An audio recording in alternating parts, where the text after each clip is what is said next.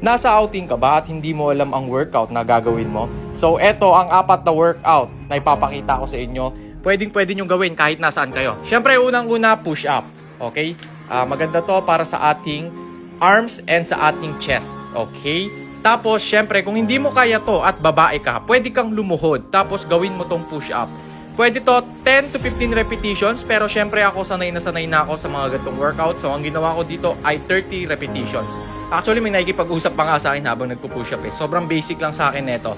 Kung makikita nyo, proper form dapat tayo Hindi naman sobrang baba, pero dapat yung elbow nyo pantay sa shoulder pag nagpo-push up kayo. Okay? So, syempre, pag naka-30 ka na, next natin ay mountain climbers. Okay? So, itong mountain climbers, ano bang target neto? Ang target area neto ay sa ating belly. Lalong-lalo na, pag malaki ang belly mo, maganda to. At saka para ka na rin nagja-jogging dito. So, eto, 30 repetitions din. 15 sa kabila, tapos 15 din sa kabila. Okay? Make sure na hindi kayo nagmamadali pag ginawa nyo to. At saktong bilis. Kasi pag binilisan mo to, baka hindi mo matapos yung set. Okay? So, ang next workout natin, eto. Medyo mahirap na to. Eto, may target na talaga to sa ating arms. Okay? Kasi binabalance mo dito. Ayan, oh. Diba? Pag angat ko, binabalance ko at tinatouch ko yung aking shoulders. Okay? 30 repetitions din to, yung ginawa ko. Pero kasi kayang-kaya ko na. So, ikaw, kung bago ka pa lang, pwede mong gawing 10 repetitions. Okay? Lahat ng workout na ipapakita ko ay 4 na ulit yung gagawin. Siyempre, after ng workout na to, at magpapahinga ka ng 1 minute.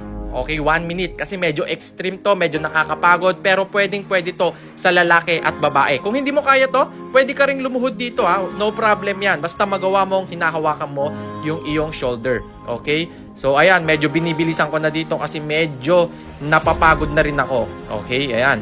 Pero mas maganda kung medyo mabagal Pero kung hindi mo na kaya, syempre okay lang, no problem. Then ito, pinas forward ko na to, 1 minute plank. Okay, bagong workout natin to, 1 minute plank. Sobrang solid na ito. Ayan. Tiis pogi lang. Okay, medyo i-straight natin yung arms natin para hindi tayo masyadong mangawit. Ang tendency kasi pag medyo binend mo yung shoulders ay mangangawit ka at hindi mo matatapos. 1 minute to guys pero kung baguhan ka pa lang, 30 seconds ay pwede na. So, okay yan. May target area to sa ating mga chest at arms. Ay, wala pala sa chest guys. Sorry, my bad. Sa sa core. Okay? Ayan, medyo nakakangawit yan. 1 minute. And, syempre, ang last workout natin para sa ating mga belly. Okay?